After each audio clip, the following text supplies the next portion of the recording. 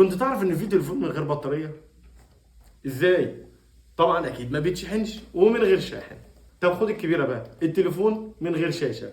اه والله العظيم هو مكتوب كده في الموقع ان هو من غير بطاريه ومن غير شاحن ومن غير شاشه. هو يا دوبك حته بلاستيكيه ومكتوب لك عليه ان هو نو فون. استغربت؟ طب انا هقول لك على حاجه تاني.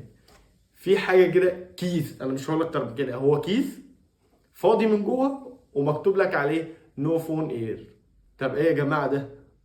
لا، هي الموقع كده وكاتب لك عليه بقى ان هو من غير شاشه ومن غير اي بلوتوث ومقارنينه ما بينه وما بين ايفون اكس. غريبه صح؟ الاغرب بقى من كده ان انت في ناس بتعمل ريفيو عنه وبتعمل انبوكسنج وبتفتح الكيس ده ما بتلاقيش تليفون جوه وبتستغرب. انا بقى بستغرب من الناس اللي بتستغرب دي.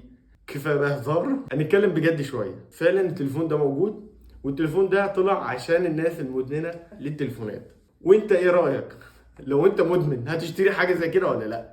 لو بتحب المحتوى دوت تابعني. سلام.